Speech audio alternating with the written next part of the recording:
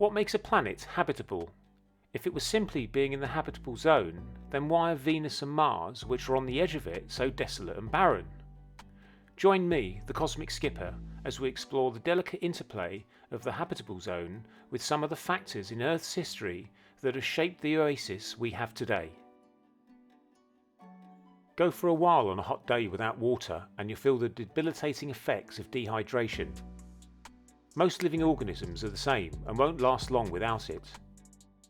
It's crucial in enabling biological processes and biochemical reactions to happen. Water then is a key ingredient in facilitating life, and with it a key indicator for habitability.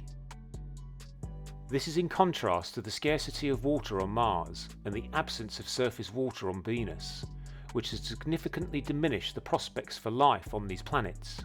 But why has Earth maintained its water, whereas from what we know to date both Mars and Venus have lost theirs?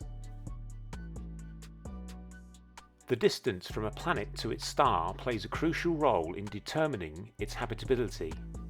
If a planet is too close, it will experience excessive heat, while if it is too far away, it will be subjected to extreme cold. From a scientific perspective, what does it mean for habitability if a planet is too close or too far from its star? As liquid water is a crucial indicator in determining habitability, scientists in the 1950s used the water's three states of solid, liquid and gas to create a benchmark to work with. They reasoned that since water will either freeze, boil or remain liquid for a given temperature and pressure, there must be an ideal distance a planet needs to be from the Sun for it to have liquid water. This approach and thinking has led to the term habitable zone or Goldilocks zone, and it describes the cosmic sweet spot where liquid water is likely to be present, making habitability more possible. Fortunately for Earth, it is well within this zone. However, for Venus and Mars, with one experiencing temperatures below freezing and the other above boiling point, their chances for habitability have been greatly affected. 4 billion years ago, Mars with a thicker atmosphere likely had liquid water on its surface, making it habitable. The atmosphere was kept in place with the help of a protective magnetic shield generated by its core. This would have protected the atmosphere and water from being stripped away by harsh solar winds. Today, it's a different story. The magnetic field is weaker, and over billions of years the atmosphere has been exposed and eroded away by these solar winds. This thin atmosphere has little ability to retain heat, and being that much further from the Sun, on the edge of the habitable zone, it has no chance of having liquid water to make it habitable, as the average surface temperature is -80 degrees C.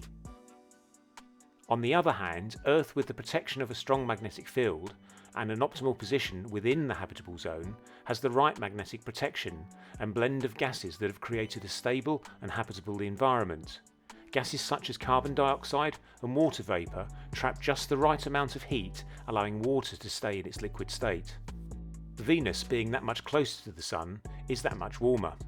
Its magnetic field is weaker than Earth's, so its atmosphere is susceptible to the solar wind's erosive forces. However, massive volcanic activity in the past has spewed out vast amounts of greenhouse gases, which have significantly and negatively affected the atmosphere for chances of habitability. 96% of its atmosphere is CO2, turning Venus into a suffocating blanket that causes surface temperatures to soar to scorching levels, hot enough to melt lead and boil away liquid water, and with it, its potential for habitability. Earth's status as a habitable environment for life cannot be attributed then to a single factor, but rather as a culmination of multiple factors that have made it habitable. Meanwhile, Mars and Venus, with their inhospitable conditions and missing ingredients, are reminders of the delicate balance needed to create a habitable environment for life to survive. Thank you for watching, and if you enjoyed the video then please consider liking and subscribing. And until next time, I've been the Cosmic Skipper.